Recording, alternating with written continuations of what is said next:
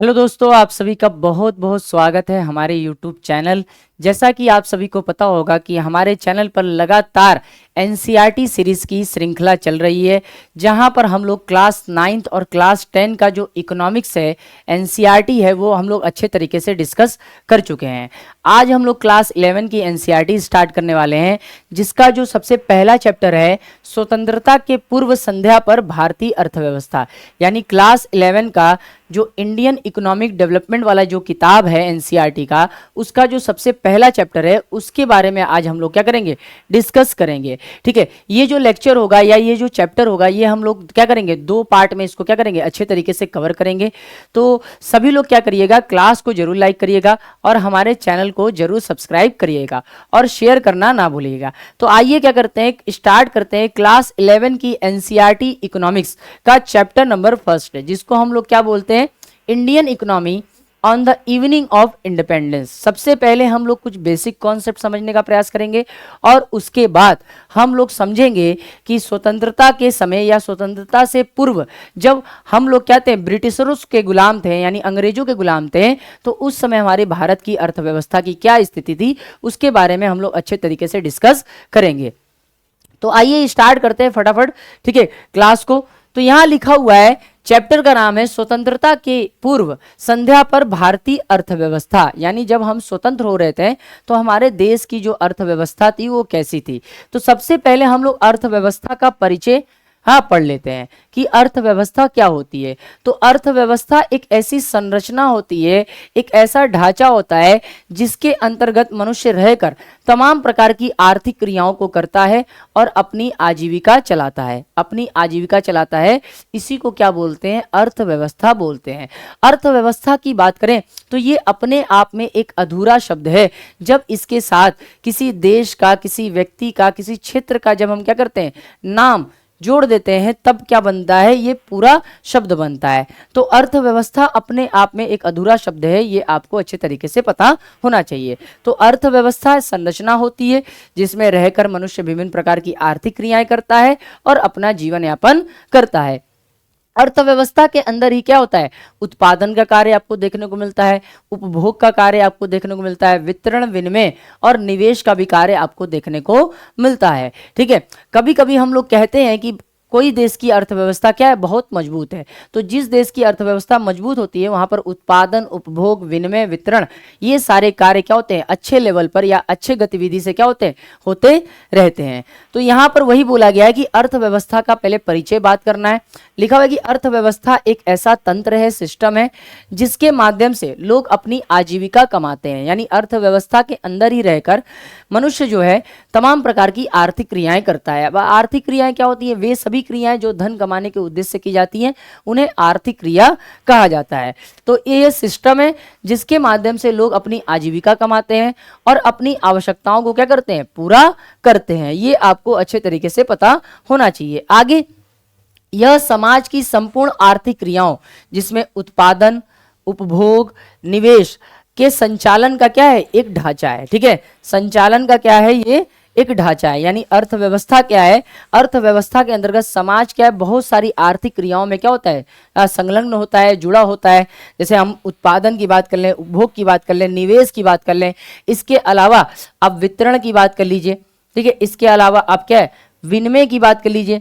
ये सभी आर्थिक गतिविधियां क्या है, आपको अर्थव्यवस्था के अंदर क्या है, होती हुई आपको दिखती हैं। ठीक है, तो ये क्या है, एक सिस्टम बन जाता है। इसी सिस्टम को हम अर्थव्यवस्था कहते हैं। आगे अगर हम बात करें, अर्थव्यवस्था के दो मुख्य कार्य होते हैं। किसी भी देश के अर्थव्यवस्था के क्या होते हैं, दो मुख्य काम होते हैं, ये आपको पता होना चाहिए। पहला, लोगों की आवश्यकताओं की संतुष्टि के लिए वस्तुएं और सेवाओं का उत्पादन करना। यानी हर देश की जो अर्थव्यवस्था होती है उसके अंतर्गत क्या होता है, वस्तुओं और सेवाओं का उत्पादन होता है ताकि लोगों की जरूरतों को पूरा किया जा सके। फिर उसके बाद अगर हम बात करें तो लोगों को रोजगार एवं जीवन निर्वाह के अवसर प्रदान करना। यानी किसी भी देश की अर्थव्यवस्था का मेन काम लोगों को रोजगार देना होता है, उनके लाइफ स्टाइल को क्या करना था, बेटर बनाना होता है। अगर हम आगे बात करें तो एक अर्थव्यवस्था में कौन कौन से निर्णय लिए जाते हैं, ये भी बहुत ज्यादा इंपॉर्टेंट है। ठीक है, क्योंकि जब हम किसी देश की अर्थव्यवस्था की बात करते हैं तो उस देश की क्या है, कुछ समस्याएं होती हैं जिनको आर्थिक समस्याएं बोला जाता है। ठीक है, उन आर्थिक समस्याओं पर क्या होता है, हर एक देश को क्या करना पड़ता है, निर्णय लेना पड़ता है। हर एक देश को क्या करना पड़ता है, निर्णय लेना पड़ता है कि हम अपनी अर्थव्यवस्था को कैसे मजबूत बनाएं, हम अपने लोगों को कैसे रोजगार दें, हम अपने लोगों को कैसे किस प्रकार के वस्तुओं और सेवाओं का निर्माण करके दें ताकि उनकी क्या हो, ज्यादा से ज्यादा जरूरत पूरी हो सके। तो अर्थव्यवस्था के अंतर्गत क्या होते हैं, महत्वपूर्ण निर्णय लिए जाते हैं। पहला निर्णय क्या होता है, किन वस्तुओं और सेवाओं का उत्पादन किया जाए। यानी अर्थव्यवस्था के अंतर्गत हर एक देश सबसे पहले यह सोचता है कि उसको किस प्रकार के वस्तुओं और सेवाओं का उत्पादन करना है, कि स्कूल के बच्चों के लिए बैग बनाना है, कि वृद्ध लोगों के लिए क्या है, दवाइयां बनानी है, ठीक है, या उपभोक्ताओं के लिए क्या है, उपभोक्ता संबंधित वस्तुएं बनाना है, या बड़े बड़े इंडस्ट्रीज के लिए क्या है, मशीनें बनाना है। तो ये सब क्या होता है, अर्थव्यवस्था के अंतर्गत क्या है, निर्णय लिए जाते हैं। तो किसी भी अर्थव्यवस्था के प्रमुख निर्णयों में क्या आता है, किन वस्तुओं का उत्पादन किया जाए। फिर दूसरा, उत्पादित वस्तुओं का वितरण कैसे होगा। अब जो वस्तु हम बना लिए हैं उसको उपभोक्ता तक कैसे पहुंचाएं, इसके बारे में भी क्या करते हैं, हम अर्थव्यवस्था के अंतर्गत निर्णय लेते हैं। आगे बात करें, बैंकिंग, परिवहन, बीमा जैसी सेवाएं कैसे दी जाएं। ठीक है, बैंकिंग की सर्विस, परिवहन की सर्विस, बीमा जैसी सेवाएं किस प्रकार से लोगों को दी जाएं जिससे उनकी क्या हो, बहुत ज्यादा मदद हो सके, ये अर्थव्यवस्था के अंतर्गत क्या है, महत्वपूर्ण निर्णय होते हैं। इसके अलावा वर्तमान उपभोग और भविष्य के लिए बचत का अनुपात क्या होगा, कोई भी उपभोक्ता कितनी बचत करे, कितना खर्चा करे, इसका अनुमान लगाना भी क्या है, अर्थव्यवस्था का क्या है, एक प्रमुख निर्णय माना जाता है। अब यहाँ छोटा सा एक पॉइंट बात कर लेते हैं, आर्थिक क्रियाएं। अब आर्थिक क्रियाएं क्या होती है, मैंने आपको बताया, वे सभी क्रियाएं जो धन कमाने के उद्देश्य से की जाती हैं उन्हें आर्थिक क्रिया कहा जाता है। तो इसका अभिप्राय उन मानवीय क्रियाओं से है जो आवश्यकताओं की संतुष्टि के लिए धन कमाने के उद्देश्य से की जाती हैं। तो इस प्रकार से क्या होता है, अर्थव्यवस्था के अंतर्गत क्या होते हैं, निर्णय लिए जाते हैं कि किन वस्तुओं और सेवाओं का उत्पादन किया जाए, उसका वितरण कैसे किया जाए, बैंकिंग, परिवहन, बीमा जैसी सेवाएं कैसे दी जाए, वर्तमान उपभोग और भविष्य के लिए बचत का अनुपात क्या होगा। ये सब प्रमुख निर्णय होते हैं किसी भी देश की अर्थव्यवस्था के लिए। अगर हम बात करें तो अर्थव्यवस्था के क्या होते हैं, प्रमुख कुछ लक्षण होते हैं, याद रखेंगे। अगर हमें किसी देश की अर्थव्यवस्था को समझना है तो हमें अर्थव्यवस्था के लक्षणों के बारे में भी हमको समझना जरूरी है। सबसे पहला लिखा हुआ है व्यक्तियों का समूह। यह उन लोगों का समूह है जो अपनी आवश्यकताओं की पूर्ति हेतु उत्पादन प्रक्रिया में क्या होते हैं, शामिल होते हैं। तो अर्थव्यवस्था के अंतर्गत क्या है, आपको ऐसे व्यक्ति देखने को मिलते हैं जो क्या करते हैं, कोई ना कोई वस्तु और सेवा का उत्पादन करते हैं। फिर उसके बाद परिवर्तनशील प्रारूप, अर्थव्यवस्था समय के साथ साथ क्या होती है, बदलती रहती है। जैसे आज भारत जो है एक विकासशील अर्थव्यवस्था वाला देश है, आने वाले समय में क्या होगा, भारत जो होगा एक विकसित अर्थव्यवस्था वाला देश बनेगा, क्योंकि भारत में उत्पादन, उपभोग, विनिमय और वितरण संबंधित क्रियाएं क्या होंगी, तेजी से चलने लगेंगी। तो ये चीजें आपको पता होना चाहिए। ठीक है, तो आवश्यकताओं में बदलाव के साथ साथ अर्थव्यवस्था के स्वरूप में भी क्या होता है, निरंतर बदलाव होता है। जैसे हम लोग अमेरिका को पूंजीवादी अर्थव्यवस्था बोलते हैं, ठीक है, भारत को मिश्रित अर्थव्यवस्था बोलते हैं, यूएसएसआर को हम लोग, रशिया को क्या है, हम लोग समाजवादी अर्थव्यवस्था के नाम से जानते हैं। तो ये सभी चीजें आपको समझने का प्रयास करना चाहिए। फिर उसके बाद अगर हम बात करें तो निरंतर उत्पादन, किसी भी देश की अर्थव्यवस्था में क्या होता है, लगातार वस्तुओं और सेवाओं का निर्माण होता रहता है। तो ये सब अर्थव्यवस्था के क्या होते हैं, महत्वपूर्ण लक्षण होते हैं। इसमें वस्तुएं और सेवाओं का उत्पादन लगातार जारी रहता है। आगे अगर हम बात करें तो वितरण प्रणाली, अर्थव्यवस्था के अंतर्गत वितरण प्रणाली को भी शामिल किया जाता है। अब इसका मतलब क्या होता है, उत्पादित वस्तुओं को विभिन्न प्रक्रियाओं के माध्यम से उपभोक्ता तक कैसे पहुंचाया जाए, कंज्यूमर तक कैसे पहुंचाया जाए, ये सारे डिसीजन भी क्या है, अर्थव्यवस्था के अंतर्गत लेने पड़ते हैं। आगे अगर हम बात करें तो समन्वय एवं सहयोग, ठीक है, उत्पादन के विभिन्न कारकों और उत्पादकों के बीच परस्पर सहयोग होना भी क्या है, अनिवार्य है अर्थव्यवस्था के अंतर्गत, वरना क्या होगा, सही तरीके से उत्पादन नहीं होगा। उत्पादन के जो कारक होते हैं वो कौन कौन से होते हैं, भूमि होता है, श्रम होता है, ठीक है, इसके अलावा पूंजी होता है और उसके अलावा उद्यम होता है। ठीक है, तो ये उत्पादन के कारक होते हैं, इनका इस्तेमाल करके किसी वस्तु और सेवा का क्या होता है, निर्माण किया जाता है। निर्माण करने का काम कौन करता है, उत्पादक करते हैं, मैन्युफैक्चरर करते हैं, याद रखेंगे। और जब मैन्युफैक्चरर क्या करते हैं, इन उत्पादन के कारकों का इस्तेमाल करते हैं तो बदले में इनको क्या करते हैं, कुछ न कुछ प्रतिफल देते हैं। क्या देते हैं, प्रतिफल देते हैं। जैसे भूमि के बदले क्या मिलता है, याद रखेंगे, भूमि के बदले लगान मिलता है, लगान यानी किराया, ठीक है, लगान यानी किराया मिलता है। फिर अगर हम बात करें श्रम के बदले, श्रम के बदले पारिश्रमिक मिलता है, वेतन एवं मजदूरी, याद रखेंगे, पारिश्रमिक मिलता है। फिर उसके बाद अगर हम पूंजी की बात करें, ठीक है, पूंजी की बात करें तो पूंजी पर क्या मिलता है, ब्याज मिलता है, पूंजी पर ब्याज मिलता है। और उद्यमी को यानी उद्यम को क्या मिलता है, उसका लाभ मिलता है, ठीक है, उसका लाभ मिलता है। ये चीजें आपको अच्छे तरीके से पता होनी चाहिए। अगर हम आगे बात करें तो विवेकपूर्ण नीतियां, समस्याओं के समाधान के लिए विवेक और उचित आर्थिक नीतियों का सहारा अर्थव्यवस्था के अंतर्गत लेना पड़ता है। आगे चलते हैं, आगे बात करते हैं। अब यहाँ पे लिखा हुआ है कि अर्थव्यवस्था की संरचना एवं ढांचा, ठीक है। अब किसी भी देश की अर्थव्यवस्था की संरचना कैसी होती है, उसका ढांचा कैसा होता है, उसका स्ट्रक्चर कैसा होता है, वो हम लोग समझने का प्रयास करेंगे।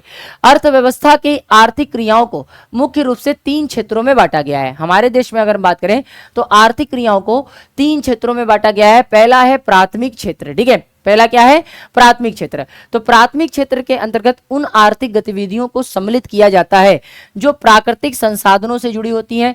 जब मनुष्य क्या करता है, प्राकृतिक संसाधनों का इस्तेमाल करके कोई वस्तु या सेवा का उत्पादन करता है तो वो सभी गतिविधियां क्या है, आपके प्राथमिक क्षेत्र में यानी प्राइमरी सेक्टर में आती हैं। जैसे कृषि करना, खेती करना प्राथमिक क्षेत्र की आर्थिक गतिविधि है। पशुपालन करना प्राथमिक क्षेत्र की आर्थिक गतिविधि है। वन, ठीक है, मत्स्य पालन, इसके अलावा खाने यानी खनन का काम करना, ये सब आपको प्राथमिक क्षेत्र के अंतर्गत आर्थिक गतिविधियां देखने को मिलती हैं।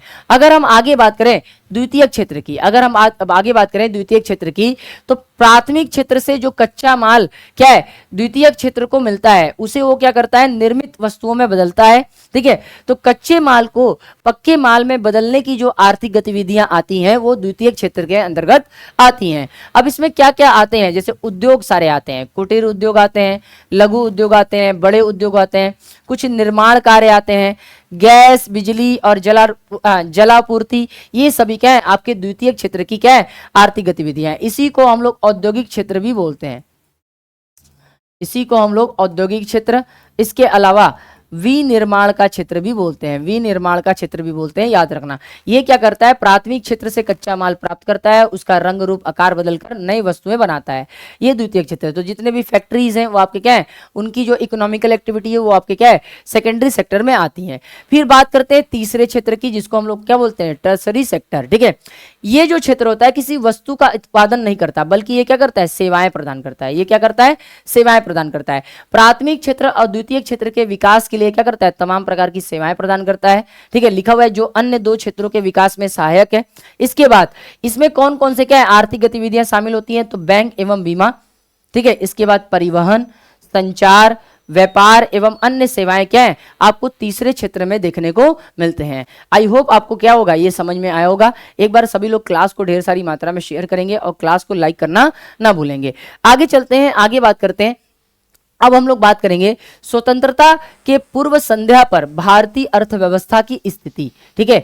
यानी जब भारत स्वतंत्र हो रहा था या स्वतंत्र नहीं हुआ था तो उस समय भारत क्या था, अंग्रेजों का गुलाम था, ठीक है, अंग्रेजों का गुलाम था। तो उस समय भारत की अर्थव्यवस्था कैसी थी उसके बारे में हम लोगों को क्या करना है, इस चैप्टर में डिस्कस करना है। तो अगर हम बात करें, अगर हम शुरू से बात करें तो जब हम अंग्रेजों के गुलाम नहीं थे, ठीक है, जब हम अंग्रेजों के गुलाम नहीं थे तो हमारे देश की जो अर्थव्यवस्था थी, एक स्वतंत्र अर्थव्यवस्था थी, एक समृद्ध अर्थव्यवस्था थी और एक संतुलित अर्थव्यवस्था थी। भारत को उस समय सोने का चिड़िया भी बोला जाता था, सोने का चिड़िया भी बोला जाता था, क्योंकि भारत के पास अच्छे खासे क्या है, संसाधन मौजूद थे, ठीक है। जब ब्रिटिश क्या है, यहाँ पर नहीं आए थे, तो अंग्रेजों के आने से पहले भारत एक अच्छी अर्थव्यवस्था वाला, एक स्वतंत्र अर्थव्यवस्था वाला, एक समृद्ध अर्थव्यवस्था वाला देश था। लेकिन उसके बाद अगर हम बात करें तो जैसे ही क्या है, अंग्रेज यहाँ पर आते हैं तो ब्रिटिश नीतियां के कारण जो ब्रिटिशों ने क्या है जो नीतियां बनाई है, ठीक है, नीतियों के कारण भारतीय अर्थव्यवस्था निष्क्रिय हो जाती है, गतिहीन हो जाती है और बिल्कुल चौपट हो जाती है। ये आपको पता होना चाहिए क्योंकि ब्रिटिश यहां पर आए थे भारत को लूटने के लिए। इसी कारण क्या हुआ, भारत की अर्थव्यवस्था बिल्कुल खराब हो गई अंग्रेजों के शासन के दौरान। अगर हम आगे बात करें तो कुछ विशेषताओं के बारे में हम लोग डिस्कस कर लेते हैं, ठीक है। भारत की जो अर्थव्यवस्था थी स्वतंत्रता के पूर्व संध्या पर कैसी थी, ठीक है, विशेषताएं बात कर लेते हैं। औपनिवेशिक अर्थव्यवस्था थी, भारत क्या था, अंग्रेजों का गुलाम था। तो भारत की जो अर्थव्यवस्था थी उसको हम लोग क्या बोलते थे, औपनिवेशिक अर्थव्यवस्था, ठीक है, औपनिवेशिक अर्थव्यवस्था। अब इसमें होता क्या था, इसमें भारत क्या क्या चीजें करता था, भारत की अर्थव्यवस्था के अंतर्गत किन किन आर्थिक गतिविधियों को हाँ अंग्रेज क्या करते थे, दोहराते थे या करते थे। तो भारत उस समय क्या था, जब अंग्रेज यहाँ पे क्या आए हुए थे, कच्चे माल का निर्यातक था।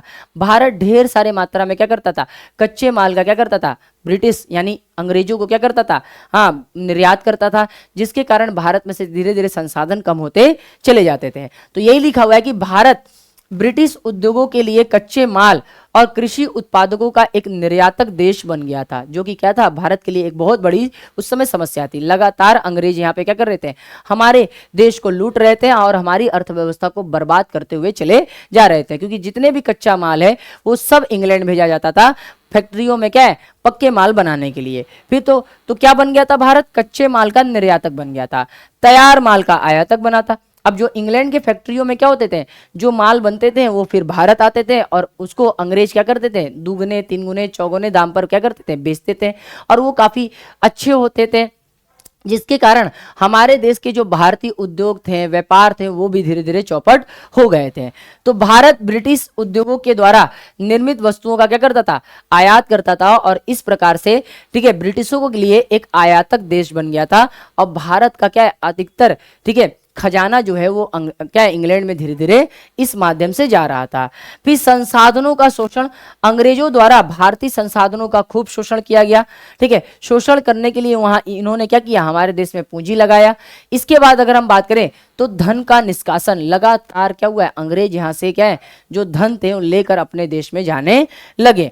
तो भारतीय संपत्ति का एक बड़ा हिस्सा प्रशासनिक व्यय में खर्च होता था, युद्धों के लिए खर्च करते थे अंग्रेज, और ऊंचे वेतन के रूप में क्या करते थे, इंग्लैंड भेजते थे। तो इस प्रकार से क्या है भारत की अर्थव्यवस्था थी, बिल्कुल इन लोगों ने क्या किया था, हमारे देश की अर्थव्यवस्था को चौपट कर दिया था। एक तो पहले निर्यातक देश बना दिया था कच्चे माल का, सारा कच्चा माल सारे संसाधन जो थे वो इंग्लैंड भेज दिए जाते थे, फिर वहां से पक्का माल बनाकर क्या करते थे, वो भारत में आकर बेचते थे, भारत में आकर बेचते थे, जिसके कारण क्या है भारत के उद्योग धंधे व्यापार चौपट हो गए। उसके अलावा ये हमारे देश के संसाधनों का खूब ढेर सारी मात्रा में शोषण करते थे। भारत में जो कमाई गई आय है उसको प्रशासनिक व्ययों में खर्च करते थे, उससे क्या करते थे, अपने अधिकारियों को क्या करते थे, ऊंचे ऊंचे वेतन देते थे, जिसके कारण क्या है भारत का जो अधिकांश जो संपत्ति था, धन था, वो बाहर चला जा रहा था। इसके बाद अगर हम आगे बात करें तो अर्ध सामंती अर्थव्यवस्था थी, ठीक है। अंग्रेजों के समय हमारे देश की जो अर्थव्यवस्था थी वो अर्ध सामंती थी, पूरी तरीके से समाजवादी भी नहीं थी और पूरी तरीके से पूंजीवाद भी नहीं थी। तो यह ना तो पूरी तरीके से सामंतवादी अर्थव्यवस्था थी और ना ही पूरी तरीके से पूंजीवादी, ठीक है। अगर हम कृषि क्षेत्र की बात करें तो कृषि क्षेत्र में सामंतवाद प्रचलित था, ठीक है। कृषि क्षेत्र में जो जमीन होता था, कृषि योग्य जो भूमि होती थी, उसका कोई मालिक क्या है, कोई एक व्यक्ति होता था जिसको हम लोग जमींदार बोलते थे, याद रखना।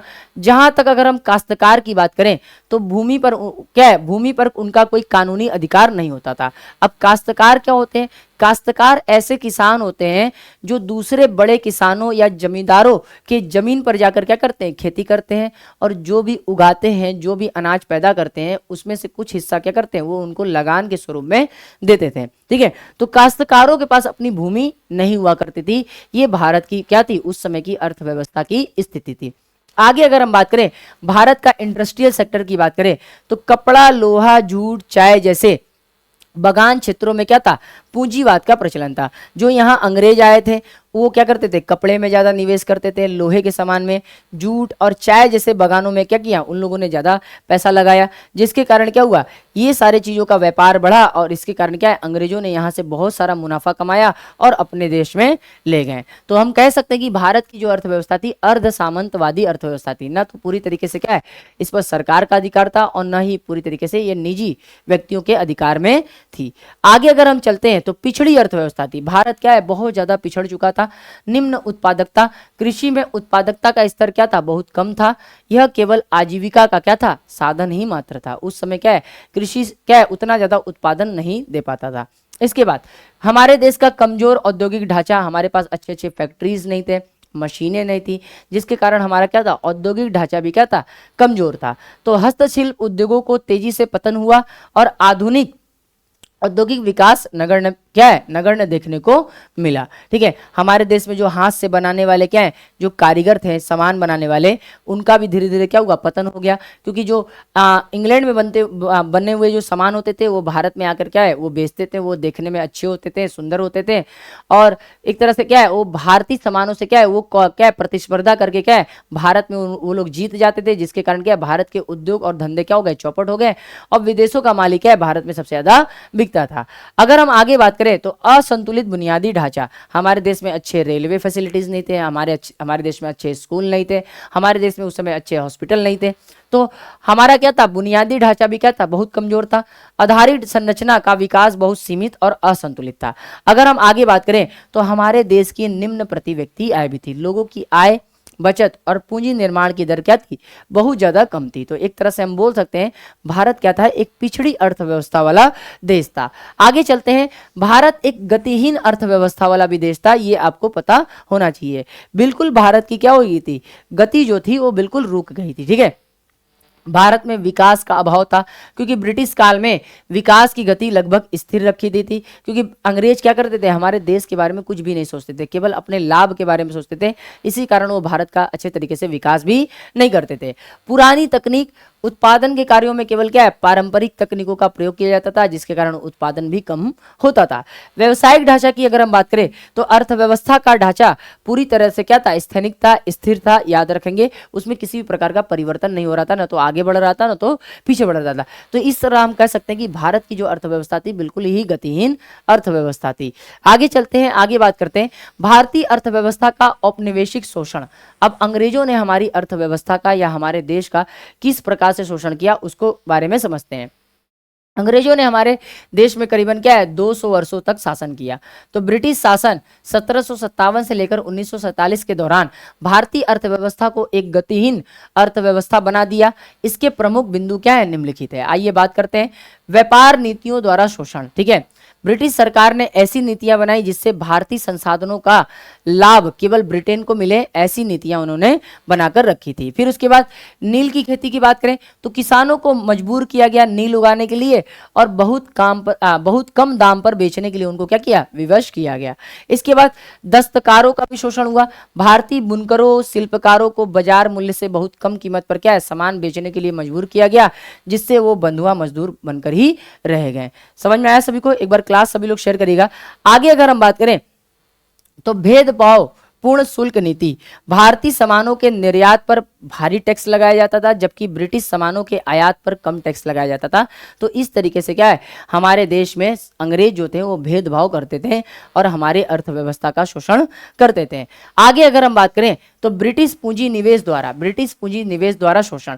अंग्रेजों ने भारत के प्रमुख क्षेत्रों जैसे रेलवे, बैंकिंग और चाय के बागान, खनन में ही निवेश किया, और इसमें निवेश करने का मेन उद्देश्य क्या था, ढेर सारा प्रॉफिट कमाना। ठीक है, इसका उद्देश्य भारत का विकास नहीं था, बल्कि ब्याज और लाभ के रूप में भारतीय धन को ब्रिटेन भेजना था।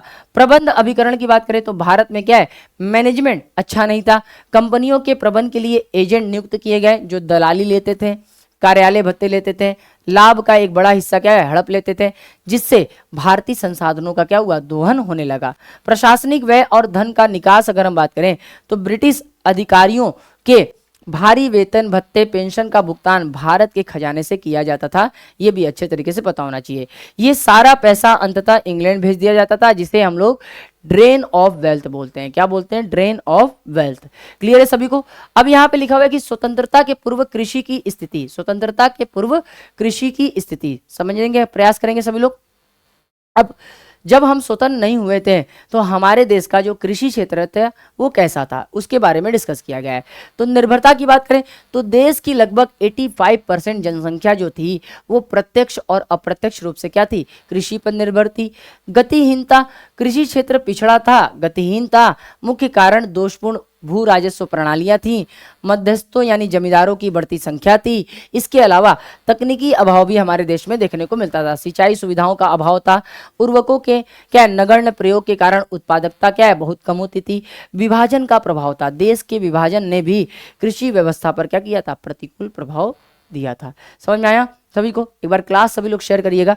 आगे चले, अगर हम आगे बात करें तो भू धारण प्रणालियों के बारे में बात कर लेते हैं। ये बहुत क्या है पूछा जाने वाला क्वेश्चन है। तो ब्रिटिश सरकार ने मुख्य रूप से 3 प्रकार की प्रणालियां लागू की। मुख्य रूप से 3 प्रकार की प्रणालियां लागू की, ये आप याद रखेंगे। पहला है रेयतवाड़ी, ठीक है। शुरुआत 1792 में कैप्टन रीड और थॉमस मुनरो द्वारा मद्रास में हुआ। विशेषता क्या थी, किसान क्या थे अपने रेयत के या अपने भूमि के क्या थे, स्वामी हुआ करते थे और सीधे सरकार को क्या करते थे, लगान देते थे। इसमें कोई मध्यस्थ नहीं होता था, तो इसको बोला गया रेयतवाड़ी। दूसरा है महालवाड़ी, ठीक है। 1835 में लॉर्ड विलियम बेंटिंग द्वारा ये आगरा, अवध और पंजाब में स्टार्ट किया गया। महल को एक इकाई माना जाता था। गांव का मुखिया क्या है, गांव का मुखिया क्या करता था, सभी किसानों से लगान वसूल करके सरकार के पास जमा करता था। इसी को क्या बोला गया है, महलवाड़ी बोला गया है। फिर उसके बाद अगर हम बात करें तो जमींदार प्रथा, जमींदार प्रथा भी बहुत इंपॉर्टेंट है, उस समय देखने को मिलती थी। भूमि का स्वामित्व किसके पास होता था, जमींदार के पास होता था। वह किसानों से क्या करता था, लगान वसूलता था। उसका 1/11 भाग रखकर शेष भाग क्या करता था, सरकार को देता था। और यह 2 तरह की थी, एक स्थायी प्रबंध था जिसमें लगान की दरें निश्चित थी और एक अस्थायी था जिसमें लगान की दरें निश्चित नहीं थी। तो ये जमींदारी प्रथा थी, याद रखेंगे। अगर हम आगे बात करें तो कृषि के पिछड़ेपन के क्या कारण थे। स्वतंत्रता से पूर्व हमारे भारत के कृषि के पिछड़ेपन के क्या कारण थे, ये आपको पता होना चाहिए। पहला है प्राकृतिक कारण। हमारे देश की जो कृषि है वो पहले भी और आज भी वर्षा पर निर्भर थी। तो वर्षा की अनिश्चितता और फसलों के क्या है, रोग, ये क्या करते थे, कृषि को पीछे कर देते थे। कृषि का क्या है, पिछड़ेपन के मुख्य कारण थे। तकनीकी, हमारे देश में पुराने तकनीकों का इस्तेमाल किया जाता था। अच्छे बीजों का और खादों का अभाव था।